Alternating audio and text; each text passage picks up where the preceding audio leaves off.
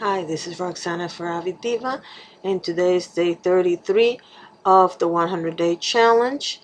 I am sitting here, and to be honest with you, I had to think really hard before I decided to do this video today because I'm not having a good day at all. One of those things that happens is we have spent the last, I want to say, a year listening to idiots, crazies, so-called politicians, supposedly smart people talking about all kinds of things that this country should do and where this country should go and what the new election year is going to bring and all this other stuff. And in the meantime, normal people like you and me are sitting around with real problems that these people are not going to fix because they don't want to. They don't care. As you all know, I have a family member that has dementia, and she was just diagnosed on Thursday officially. And on Friday, she landed in the hospital. Now, she has a habit of landing in the hospital, well, every 5-6 weeks. She was in the hospital in December, then she was in the hospital in February, and now this is beginning of April Fool's Day, she landed in the hospital. The more I analyze the situation, the more we notice the regression. Because when she got out of the hospital in February, and I don't want to say regression, well, maybe regression is the right word. Here's the thing. She's having an issue with her legs. And of course, because the symptoms of what took her to the hospital were kind of flu-like symptoms, I thought that the issue with the legs was about stability because of being weak. And today, as we were talking to the physical therapist, she was like, no, that's not how it works. It's her brain is not connecting to her legs and to her muscles to make her stand up properly. Which means that she's very soon going to depend on a wheelchair for all her movement. Now, she's not incredibly heavy. She's probably 140 pounds. She is, however, dead weight. And I am severely out of shape, so I cannot lift her. My back is killing me right now, and to be honest with you, I have other symptoms that I have to take care of. And last night I was laying in bed thinking to myself, if I have a heart attack right now, or if something happens to me that is not cool, like a heart attack or a stroke or something like that, she doesn't have somebody that will be there every hour of the day, every day. So I was already thinking that we needed a halfway situation between the hospital and home, so I would have time to look for a living situation for her. And as I'm talking to the therapist, she's like, no, you need to take her straight to long-term living situation because it's not getting any better. Now you have to understand, I adore this person, and it has been very hard for me to make this decision.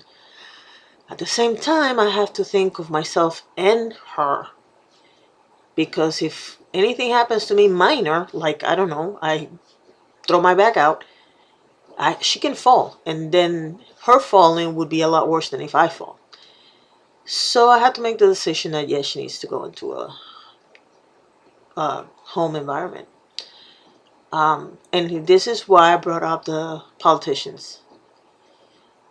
All of these politicians are so busy saying whatever we want to hear that they're not giving us solutions to the real problems. And what I mean by that is this.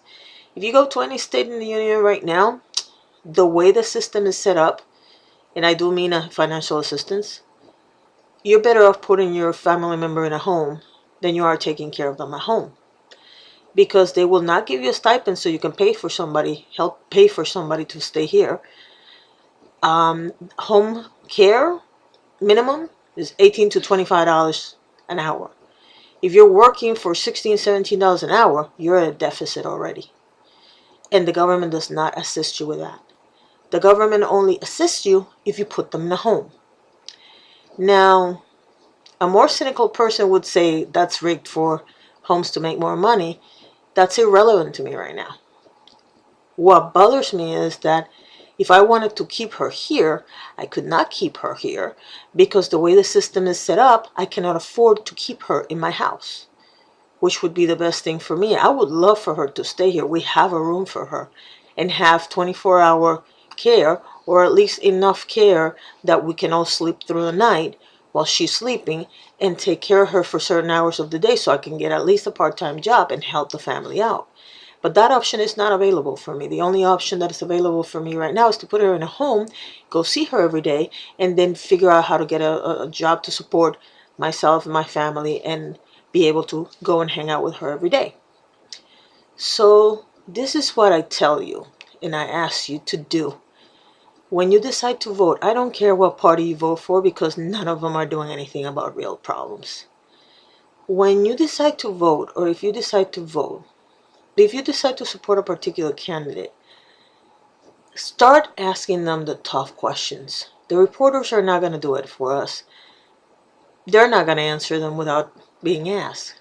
Go to their websites, go to their Facebook pages, go wherever, Twitter, whatever, and ask them, what are you going to do for people with this thing? Or cancer treatment, or Alzheimer's? What are you going to develop so that people like me can stay home taking care of our sick family member and our bills are still covered? What are you going to do?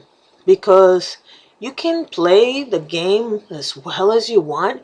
You can say that you're not another politician. You can try to get away from the rest of the politicians in your field. You can say whatever you want. At the end of the day, what matters to me is what are you offering me to solve my real problems? Because right now I have a huge one, and the solution is not one that I like because you are not offering us any solutions. And I'm sorry I got into a very serious topic, but that's what's in my head right now. Thank you very much for watching. Again, this is Roxana for Avid Diva, and today was day 33 of the 100-day challenge. Thank you.